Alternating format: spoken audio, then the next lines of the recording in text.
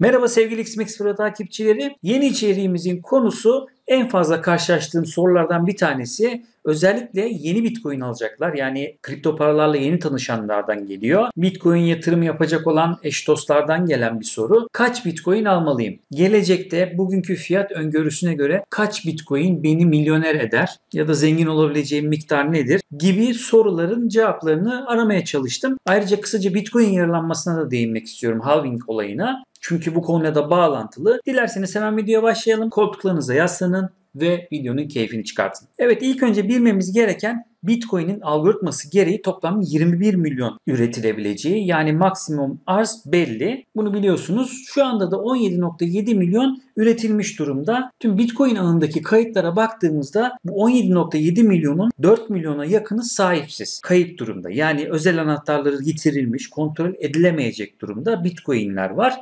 Dolayısıyla dolaşımdaki miktar şu anda 13.7 milyon düşüyor. İnsanların sahip olduğu, kullanabildiği miktar. Şimdi bu grafik Bitcoin'in yarılanma grafiği. Toplam bakın 21 milyon. Her 4 yılda bir madencilere verilen Bitcoin ödül miktarı da yarılandığı için toplam 120 yıl sonra tüm Bitcoin dağıtılmış olacak. 4 yılda bir deniyor aslında ama bu 210 blokta bir, daha doğru olur böyle söylemek. İşte bakın birincisinde 50'den 25'e düşmüş ödül miktarı. İkincisinde 25'ten 12,5'a, şimdi üçüncüsünü yaşayacağız. Şuradayız yani. 12,5'tan 6,5'a düşecek. Ve her yarılanmada da Bitcoin'in fiyatının ciddi şekilde arttığını görüyoruz.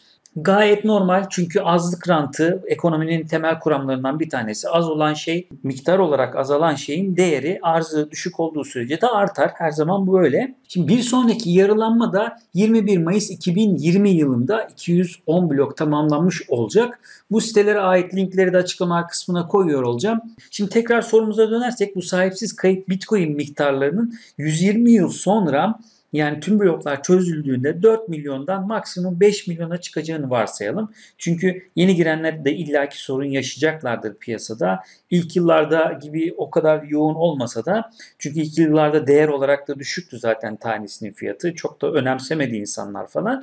Bu tarz sorunlar nedeniyle bu miktar bu kadar arttı. Sonuç olarak 21 milyon değil de 16,5 milyon dolaşımda olacağını düşünelim. Ve bir Bitcoin'iniz varsa eğer, şu anda 9.700 dolar civarında, işte güncel kuru 60-70 bin lira neyse, bir Bitcoin sahibi olarak toplam 16 milyon kişiden biri oluyorsunuz bir kere. Yani 16 milyon kişinin yaşadığı bir takım ayrıcalıklar var. Bu ayrıcalıklar neler? Bunlara bakalım. Şu anda dünya genelinde 36 milyon milyoner var ve bunlar ekonomik olarak dünyanın %46'sının sahip olduğu servete sahipler. Bu videoyu hazırladığım sırada yaşanan son doğumlarla birlikte toplam dünya nüfusu da 7.7 milyar. Yani toplam dünya nüfusunun %1'i bile değil bu milyonerlerin sayısı. %0.4, yani binde 4'e tekabül ediyor.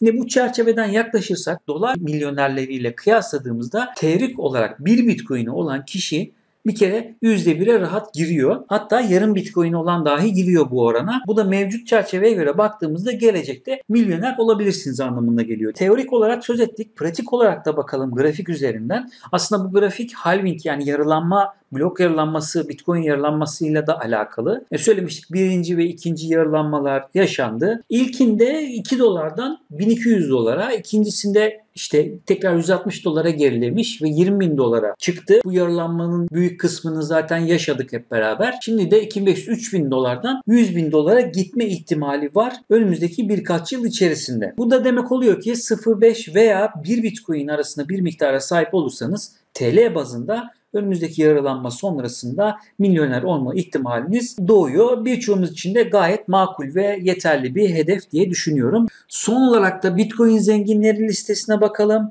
Buraya daha önce de göz atmıştık, hatırlayanlar vardır belki. A'daki cüzdanların sadece %3'ü 100 bin ve daha fazla Bitcoin'e sahip. İşte burada en başta Huobi, bunlar genelde borsa cüzdanları zaten. Huobi'nin Cold Vault'ı, soğuk cüzdanı var. 151 bin Bitcoin'e sahip. Daha sonra Bitrex'in soğuk cüzdanı var. İşte 120 bin Bitcoin'i var. İşte Bitstamp, Binance 88 bin, Bitcoin diye gidiyor. Toplam cüzdanların %48,70'inde de 72'sinde de işte 100 bin Satoshi ve daha altında bir miktar Bitcoin barındırıyor. Yani 10 dolarlık falan yapıyor bu. 1 ve 10 Bitcoin arasındaki cüzdanların oranı da toplam ağdaki cüzdanların %2,27'si. Hatta şöyle bakalım, 1 Bitcoin ve daha fazlasına sahip olan cüzdanların toplam oranı, şunları alt alta topladığımızda %3'ü geçmiyor. Yani hedef burası olmalı. Sonuç olarak 1 Bitcoin'e sahip olmak demek toplam dünya nüfusunun %1'inin sahip olabileceği yani toplam dünya nüfusunun %1'ine girmek demek. İşte bu da milyoner olma ihtimalini doğuruyor zaten. Kripto paralara uzun vadeli yatırım yapmayı düşünenler için önerim 1 Bitcoin'dir. Tabii şunu da ekleyelim. Eyvah düşüyor, satayım, işte daha fazla zarar etmeyeyim düşüncesiyle Bitcoin'e uzun vadeli yatırım yapılmaz. Bunu birkaç yıl unutmanız gerekiyor. Yani bugün için ihtiyacınız olmayan bir parayla